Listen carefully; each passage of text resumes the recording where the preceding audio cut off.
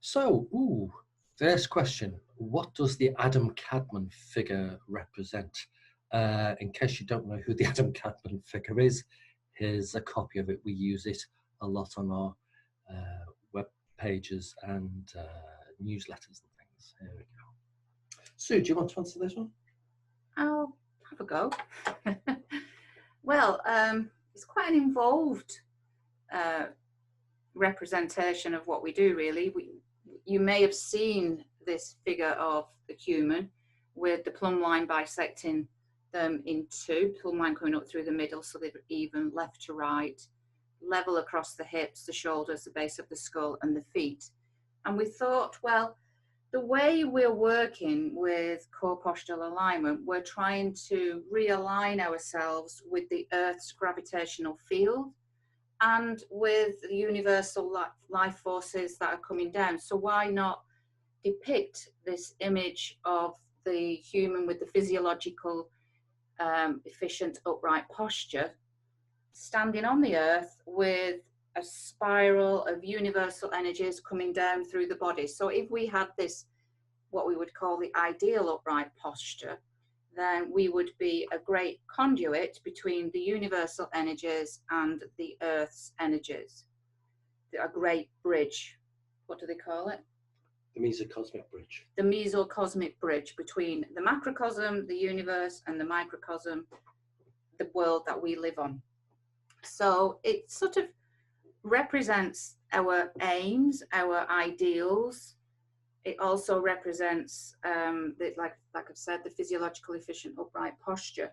It comes from a number of sort of traditions, really, this link between the human being, the link between the universal and Earth. And Adam Cadmon is something which comes from the Kabbalah, which is the Jewish sort of tradition, spiritual tradition. And it's sort of an important symbol linking God-man and the world within that sort of philosophy, I'll call it. And then it's been used in different ways, like Rudolf Steiner, his philosophy is a bit the linking between the microcosm and the macrocosm. Within man, we see the whole potential of the universe, like we would in a seed. You have the whole potential, which can then manifest itself in the plant. So it's about all these forces coming together and being expressed through the human.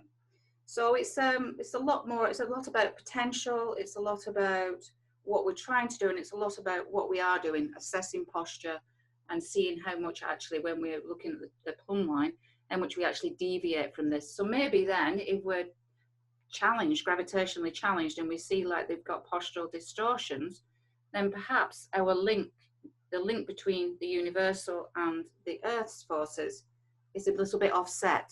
And so therefore we're not fulfilling our potential, we're not expressing ourselves fully. I think really that's what I want to say. So you'd say we might not be the perfect divine conduit that we could be. Ooh. That's a bit grand. Yeah, but I suppose, yes, you could put it like that. I think, yeah, we're striving to help people with core postural alignment to express themselves fully, to reduce the challenges, the gravitational challenges, improve their homeostasis, improve their physiological function, improve their nervous system. Because if you start to look at this sort of image and look at other sort of cultures, you can even get into looking at the subtle nervous system and the gross nervous system. So the autonomic and the what's the word? Just the human nervous system and the subtle nervous system. So the chakras and the nadis throughout the body.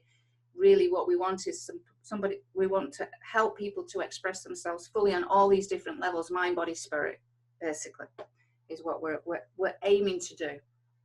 Great.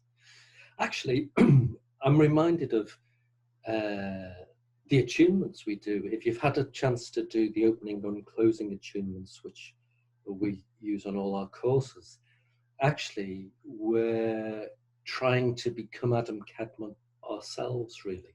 We're inviting the energy down from the universe, the energy up from the earth, so that they can mingle and join and become something more than the sum of the parts within us, and then we can send that out to other people in a kind of great big postural loving. Do you mean like other people, as in the co-postural alignment family?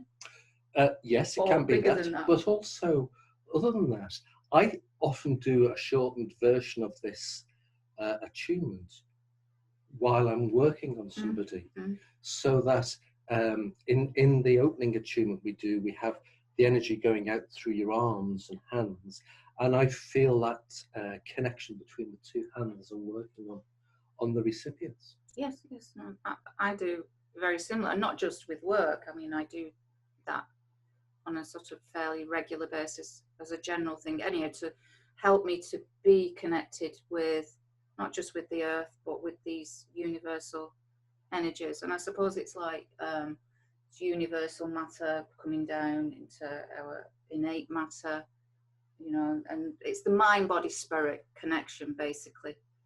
It's fascinating. We could go on for hours about this because it sort of looks at a whole host of different things, and there's all sorts of research as well coming out to sort of show that we are connected with the universe. And just recently I was looking at a paper by some Italian researchers, an astrophysicist and a neurosurgeon, who was studying the cosmic network of galaxies, and what they found is that it works in a similar way to the neuronal cells in the human brain. So this sort of connection is between the two, and the similarities between the two are sort of starting to be proved, in inverted commas, by science. It's really, that was quite a fascinating thing. What was it called? The Frontiers. It's Frontiers of Physics. It's Franco Vazza is an astrophysicist, and Alberto Folletti. It's about they're looking at the degree of similarities, which seems to suggest that the self-organization of both the systems is likely being shaped by similar principles of network dynamics. So this, yeah, I know, this macrocosm and microcosm, I mean, they've talked about it for hundreds and not thousands of years in different cultures and different philosophies, but now modern science is starting to use a very similar, if not the same, language. Where will we end up?